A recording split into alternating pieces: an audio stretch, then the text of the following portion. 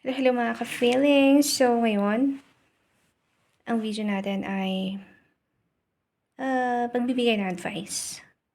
Lalong-lalo sa mga kabataan ngayon na madaling nai-insecure sa kanilang mga sarili. So, pwede mo lang tanong ko, naranasan mo na bang mainggit? Kung ang sagot mo ay oo, that's good. At kung sagot mo naman ay hindi, I'm not sure pero normal kasi ang mainggit mga ka-feelings. Basta yung inggit mo, gagamitin mo yun para ayusin at pagbutihan pa ang iyong buhay. Pero kung gagamitin mo naman ito para makasakit at makasira ng iyong kapwa, yun. Yun na. Masasabi ng hindi maganda ang iyong ginagawa.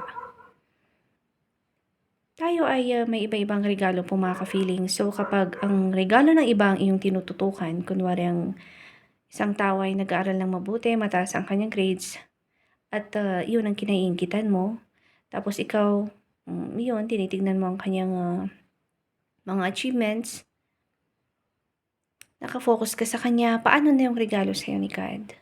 Hindi mo siya maaalagaan at mapapalaki at mapapayabong kung sa ibang tao at ang regalo ng ibang tao ang iyong tinitignan. So, wag sanang ganun mga ka-feelings. Para ikaw ay lumago at maging magaling sa larangan na iyong gusto, concentrate ka sa iyong sarili. Concentrate mo at mas lalo mo pang hasahin kung saan ka talaga magaling.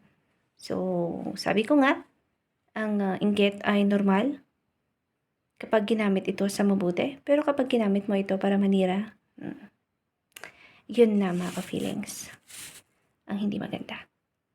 Love you, love you!